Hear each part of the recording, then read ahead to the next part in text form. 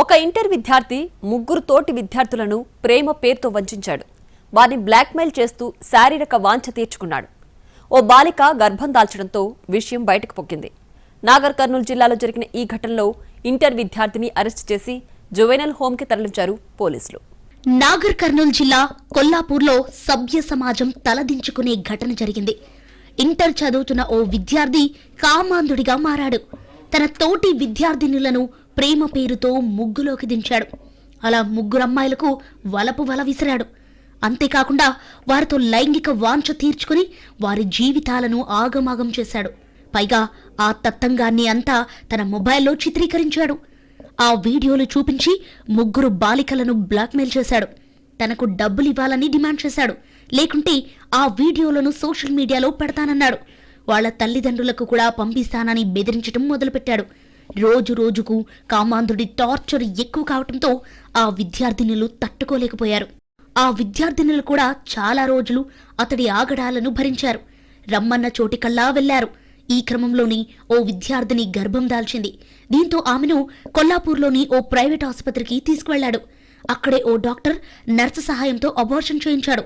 ఆసుపత్రి నుంచి బయటకు వచ్చాక బాలికను ఓ నిర్మానుష్య ప్రదేశంలో వదిలేశాడు. అయితే అదే సమయంలో మరో విద్యార్థిని ఆ కామాంధుడి ఆగడాలను భరించలేక విషయాన్ని తల్లిదండ్రులకు చెప్పింది. ఒక్కసారిగా ఆగ్రహించిన తల్లిదండ్రులు, బంధువులు అతని కోసం వెతికారు. అప్పుడే అబార్షన్ ప్రక్రియ పూర్తి చేసి బయటకు వచ్చి విద్యార్థినితో ఉన్న అతన్ని పట్టుకున్నారు బాలిక పేరెంట్స్. దేహశుద్ధి చేసి పోలీసులకు అప్పగించారు.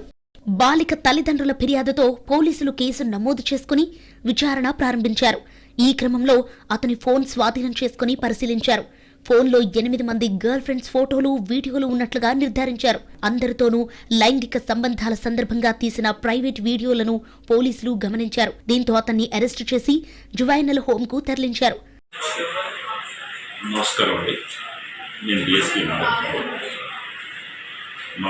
నాగర్ కర్నూలు పట్టణానికి చెందినటువంటి ఒక మైనర్ బాలుడు ఒక మైనర్ బాలికతో శారీరక సంబంధం పెట్టుకున్నాడని ఒక కంప్లైంట్ వచ్చింది. దాని మీద నేను విచారణ చేయడం జరిగింది.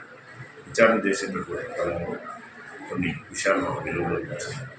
ఆ బాబు ఆ ఒక పాపతోనే కాదు, ఇంకా ఒక 2 పాపలతో మైనర్ గర్ల్స్తో కూడా సంబంధాలు కలిగి ఉన్నట్టు మా విచారణలో తెలిసింది.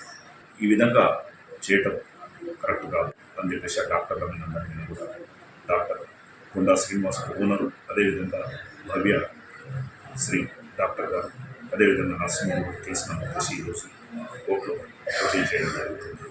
ఈ సందర్భంగా మేము హాస్పిటల్ యాజమాన్యానికి తెలియజేసేది, ఏదైనా ఇటువంటి మైనర్ ఇష్యూస్ వచ్చినప్పుడు ఇమ్మీడియట్గా పోలీస్ డిపార్ట్మెంట్కు ఇన్ఫార్మ్ చేసినట్లయితే మేము దానికి కారకుడైనటువంటి వ్యక్తుల మీద చట్టపరంగా చర్య తీసుకుంటాం.